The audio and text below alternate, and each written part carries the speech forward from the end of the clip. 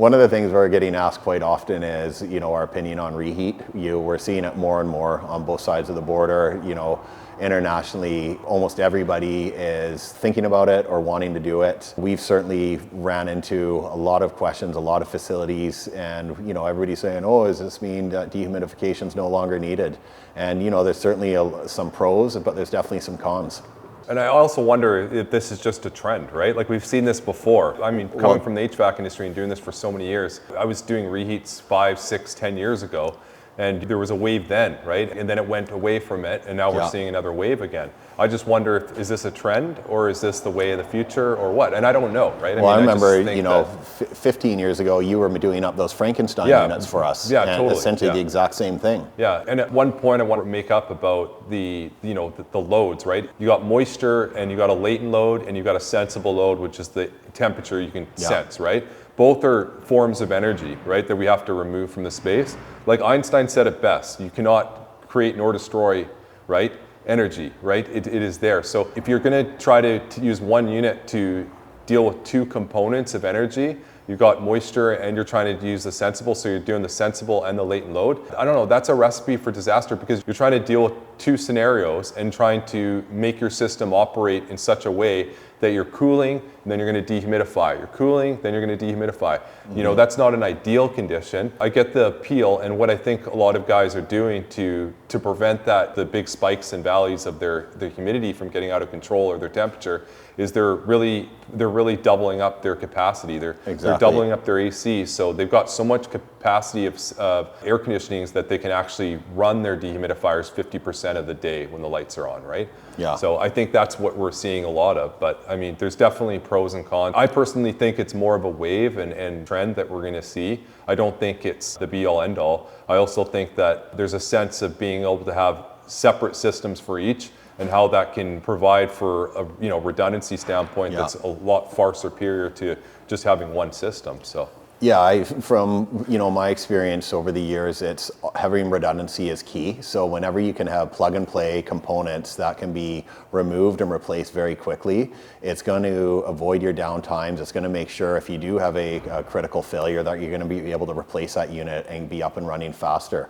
Yeah, that's a good point, because you see a lot of guys that are doing reheat. What if that guy's not available, right? I mean, you get this guy he's doing proprietary controls, and then he's doing, proprietary mechanical that some HVAC mechanics or technicians might not have seen yet.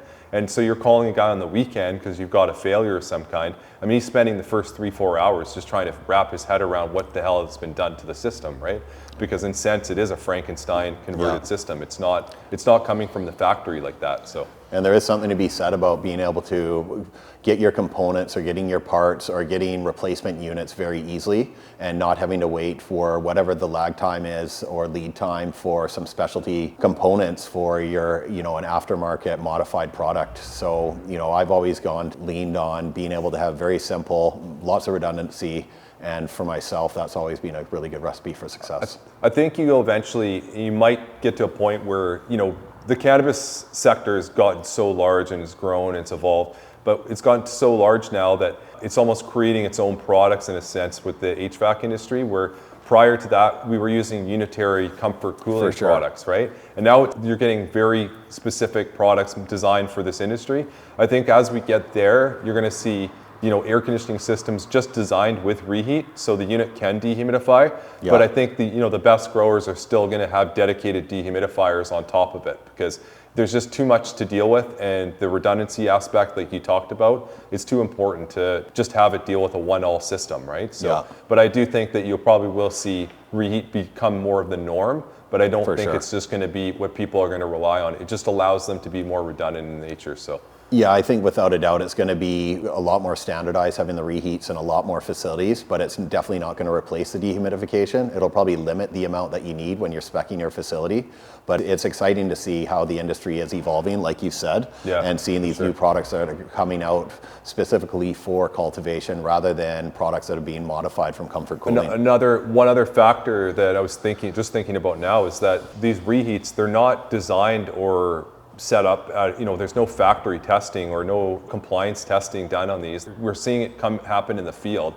So, we don't know what the efficiency level of these units that you're actually getting for these reheats, right? As a, dehumidifier manufacturer, we're mandated to hit these high efficiency numbers, and when we discuss, some of the topics of what you're paying for your utility and power, I mean, another competitor to our product sometimes, just between 10 units, you're talking a savings of $25,000 over a 5-year span of just electrical savings, right? Yeah. So when you add that up to the fact that they're not capable or having to deal with any sort of efficiency ratings, we don't know what that number is. It could be efficient, right? Yeah. But it could also be very inefficient. We don't know, right? Yeah. Having compliances or having certifications that are required to actually make sure that your units are efficient is kind of a big deal when you consider you want to know what your cost per gram cost is, right? So, Yeah, no, that is very true.